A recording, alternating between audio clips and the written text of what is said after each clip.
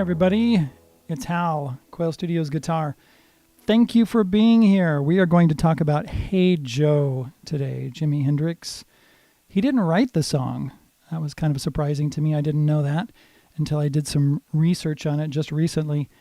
Yes, many people have actually played the song and recorded the song and covered the song. Jimi, I think his version of it is quite iconic, and I did a video on that this week and released it. I have some updates to do on that particular version. Mess that up. Okay, let's talk a little bit about what's going on right there at the beginning. One thing I'd like to point out is that if you listen to the original recording of Hey Joe and then listen to live versions of Hey Joe, they're a little different. He doesn't do them exactly the same. And I think that has to do very much with the recording style of the day back in the 60s and 70s. Hello, Gonari, Mangrung. Welcome. Thank you for being here. So what we do first at the beginning, I'm going to take my first finger and I'm going to go from the 3rd fret to the 5th fret on the B string and play the open E string at the same time. And then play the 3rd fret here. Hello, Lisa. How are you doing? Hello, Dermot. Good afternoon. Because you're in Ireland.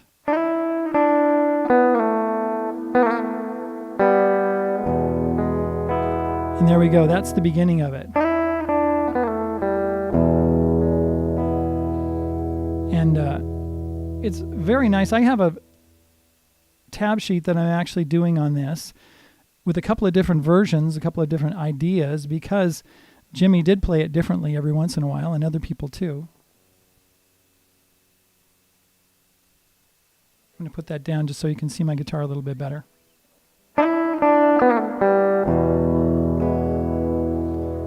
So what we have here is the intro to it, and then it goes like this. Now, on my video that I released the other day, I didn't do this. What we do is we slide up from 4 to 5. I didn't do that open E string. Because sometimes it's hard to hear exactly what's going on in a song when you first listen to it, because there's a bass guitar happening and everything. And so it's difficult to figure it out. And many of the situations that I've been in, let me just clear that up. Many of the situations that I've been in when I've done live shows and been asked to play with bands and things like that. For instance, a band, when I was about 18 years old, a friend of mine called me up and said, "Hey, Hal, would you be in our band? Would you be the lead guitar player?" And I said, "Sure." I'd never done that before, but I thought, heck, I could try it. I'd been rhythm guitar player before and lead singer before, but not, lead guitar player. And I asked him some questions. I said, "Do you have any gigs?" And they go, "Oh yeah, we got a gig in 3 weeks." And I'm like, "Okay, great. How's your drummer and everybody?" "Oh, we don't have a drummer, but we do have a bass player and a rhythm guitar player and 2 female singers, and you can be one of the singers too." And I'm like, "Okay, cool." And then they said to me, and I asked them, "Well, how many songs do you know? How many songs do we need for this gig?" And they said, 30. We need 30 songs. And I said, "Well, how many songs do you know?" And they said, "We don't know any." I went, "What? You guys don't know any songs yet?" No, we haven't gotten together yet. The philosophy of my friend was that she thought, you get the gig, put the band together, it'll just come together. So we had to learn 30 songs in 3 weeks, literally, to do this gig. And we got 28.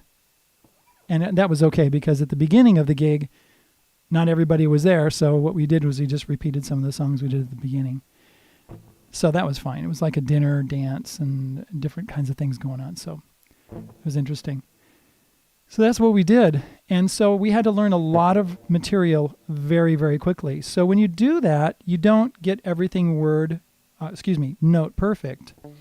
And you probably understand that. How many songs can you learn in 3 weeks up to performance level? I want to ask you that. Okay.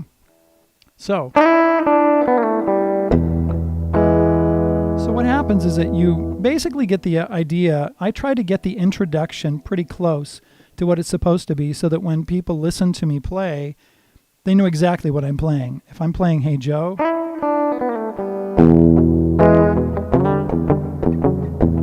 of course, maybe I'll put a little distortion on it, possibly.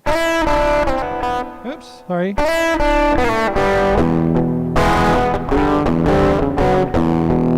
really don't like that distortion. I'm just going to crank up the gain just a little bit. I'm going to take the distortion off. I'm not really loving that distortion right now. Okay, so, or, if I'm doing something else like this.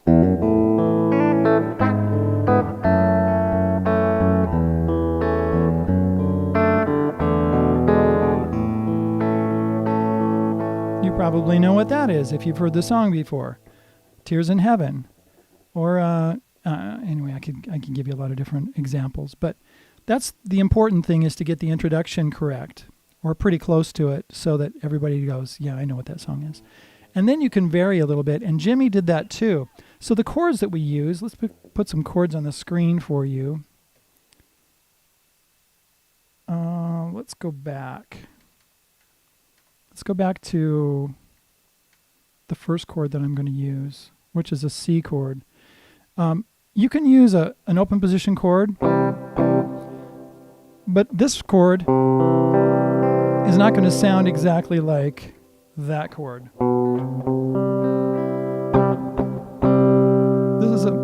This is a really good chord because Dermot says, "Wow, Hal, that's impressive. I learn one song a week if I'm lucky."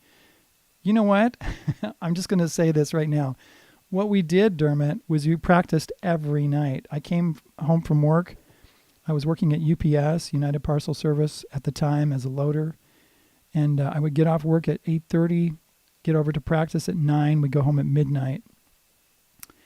Do that every week, every night, except for Saturday. We'd meet at 10 o'clock in the morning and go home at midnight.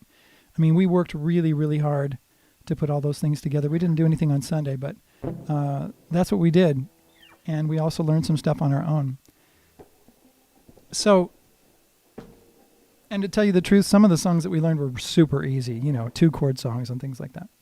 Okay, let's move this out of the way a little bit so you can see my hand a little bit better, and maybe even make this a little smaller. Okay, so you could use an open position chord, a C like this one. But you know what you can do to make this chord sound like this chord? This is the first chord in the song. Hey Joe, like that. What you do, this is a C, G, C, E, and the way you get that sound out of this chord, and it's the same notes, right, is to actually mute the D string. I mute it with my ring finger, with my third finger. You can actually just pick this finger up. Hey Joe. And you can use a G. Let's see if I can find a G really quick. These are not in order, they're just in alphabetical order. G, like that, which is exactly the same as this one, the first 4 notes. Right? And this one.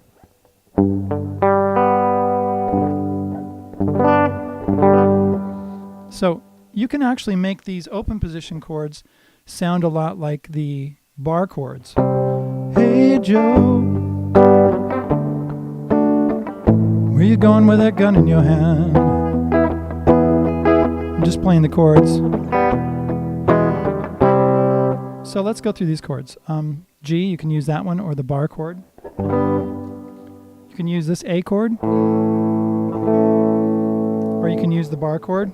Now when I use these bar chords in Hey Joe, I don't go all the way to the high E strings. Sometimes I do a little bit, but not necessarily. I'm not strumming all the way through. There's my C. I said you can mute that D string and make it sound more like this chord. You can use this D chord here which sounds a lot like this D chord, because it's the same notes. You're going to get a little bit of different timbre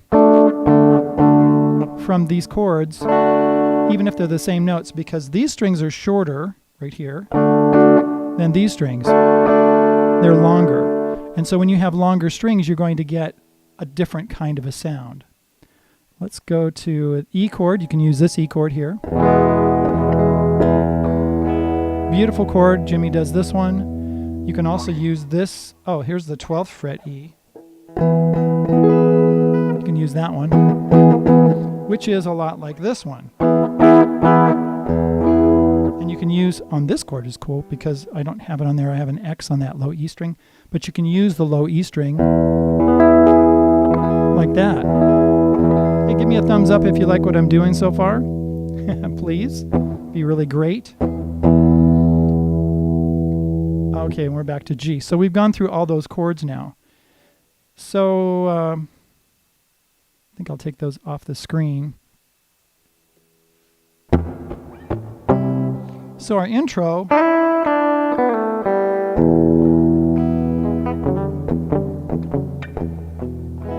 like that. That's it. So we do that little, it's a dyad. I think they call it a dyad.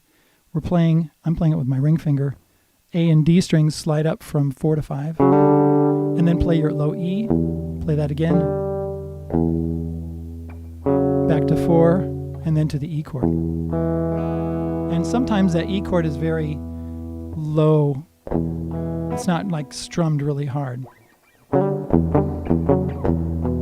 Now what I do here, let's see, Michael says, hopefully you show the inverted chords to really jimmy it up. Right. We could show some inverted chords. I wasn't planning on it, but we could talk about that a little bit. So right there, what we do is we do that dyad, then you lift when you play that low E string. You lift right here. Don't lift your fingers off the strings, but just lift so it stops those sounds. Like that. Hey Joe. Now one thing that happens with a guitar player is that a lot of times, and like Michael is saying here, hopefully you show the inverted chords to really jimmy it up.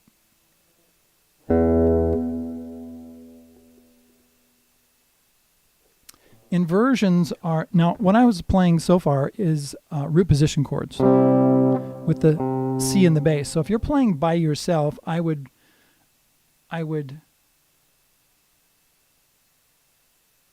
advise you to play root position chords. Hey Joe, where you going with that gun in your hand? Oh, right there. At the beginning of the intro, let's talk about that just for a second. There's a bum bum bum bum right there. The bass does really low, like that. You could play it like this, like that. 7th fret, E string to 5th fret, A string. Jimmy, I think, does this right at the intro, where he plays that E note and then plays this dyad right here on the 7th fret with the G and the B strings.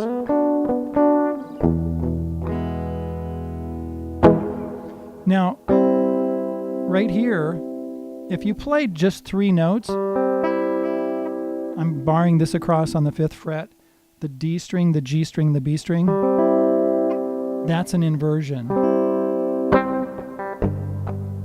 Now some people like to play this chord, this G chord like this, and play it like an F shape up on the 3rd fret, which is a G chord, and put their thumb over the top. And it doesn't work very well for me, so I like to use the bar.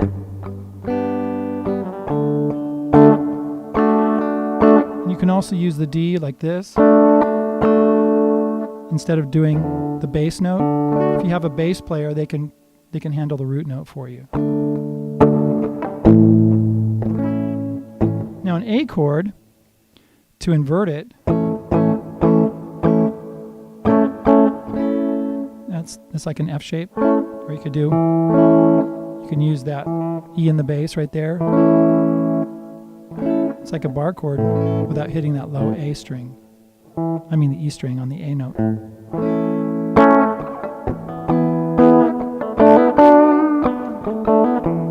Now I haven't really studied, I'm going to confess here, I haven't really studied all the intricacies of the Jimi, what he does with the inversions. And you know why I don't?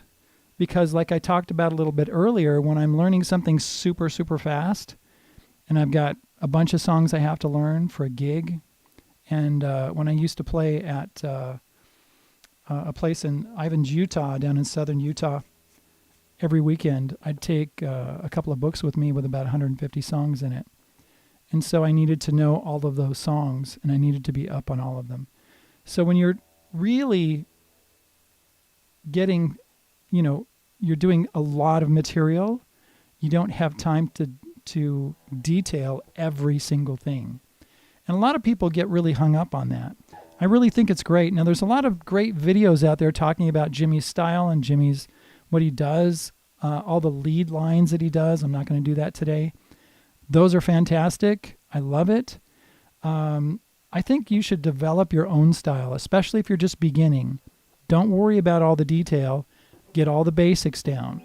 What we're talking about today, C chord to G, D, A to E.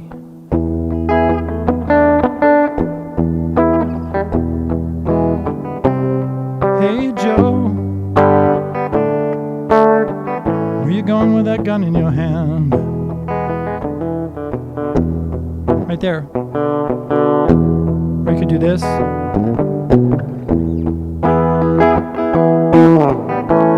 Oops. Next one goes to the C. Now at the end, they do this.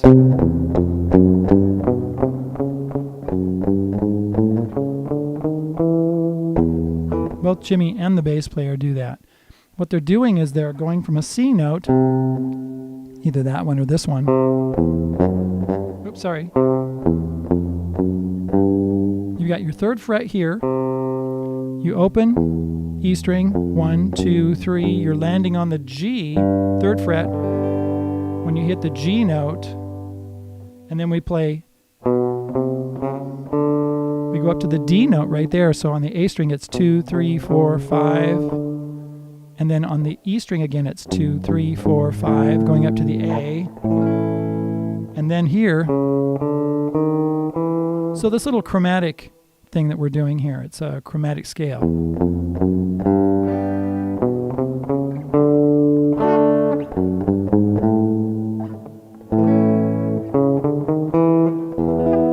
See that? So he's walking up chromatically to all of those notes on the chords.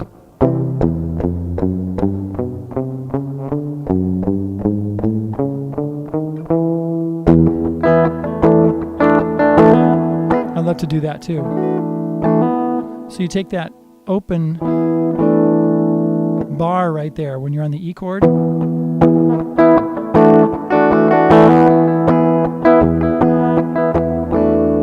Right there. So you just bar that across on the 7th fret. And you can do it with distortion.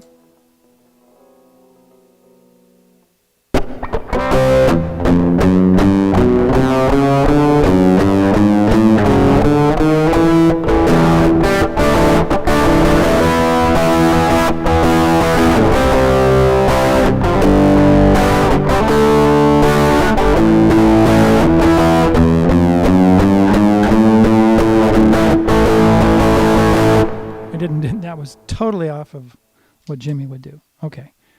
Anyway, there you go. Thanks for being here. Let's see, is there any other questions or anything? I play a lot of James Taylor stuff, Dermot says, but I could never play like James. Yeah, it's true. Dermot says, I agree, Hal. It's created to put your own stamp on tunes.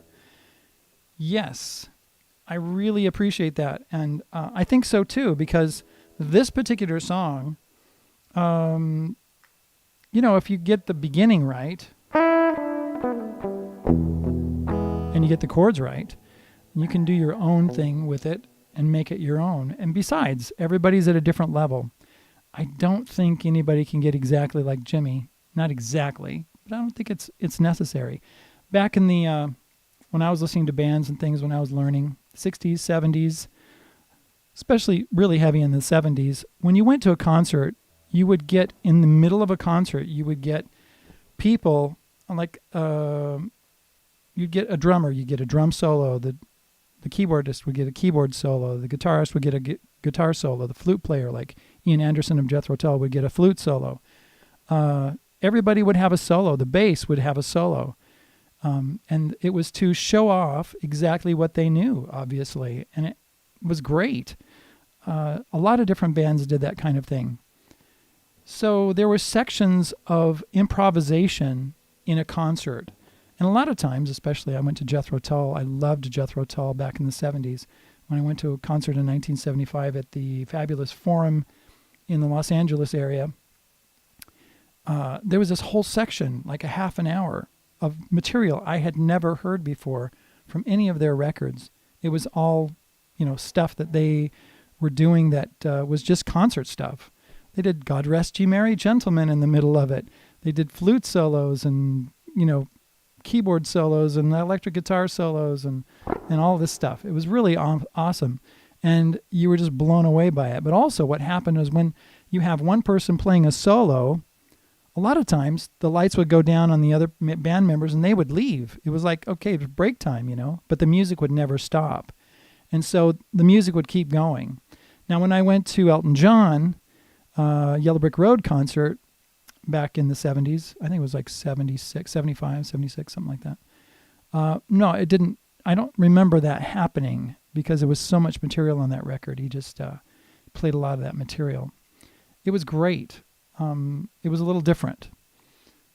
Pink Floyd, yeah, a lot of improvisation, that kind of thing. All right, I'm going to go. It's been really great to be with you. If anybody has any questions, Dermot says, thanks a million, Hal. Still can't get my head around 28 songs in 3 weeks. Well, you know what? You just have to do it. You know what I mean? I've got a gig coming up here in 3 months that I've got to have probably 20, 21 songs. You're welcome, Lisa. Lisa says, thanks, Hal. I've got to have 21 songs for somebody for a gig that I'm doing. And I've got lots and lots of time, and I'm going to be able to do classic rock and things that I know really well. So I'll just pull up some stuff. But when it's stuff you've never done before, that's a little bit harder. But you have to really submerge yourself into it, submerge yourself into the music and really do a lot of listening and do a lot of playing. I mean, that's when you play like 30, 40 hours a week, when you're really digging into it. You don't watch TV. If you've got a job, you go to your job. And then the other thing that you do is you prepare for your gig. And that's it. So that's what professional musicians do, especially ones that played gigs where there was a lot of cover tunes and things like that. And sometimes we had some originals too. All right. Well, thanks for being here. I really appreciate you guys. And we'll talk to you later. Okay. Take care. See me over at Patreon, by the way, or Subscribestar, or get on my email list, lessonswithhal@gmail.com if you'd like to be on my email list. Love to have you. It would be great. I asked for donations for my book. This is going to be in my book. Both the tabs and the lead sheet for this will be in the next version of my book. I'll probably release it early to my supporters who are at Patreon, Subscribestar, and on my email list. All right. We'll talk to you guys later. Take care.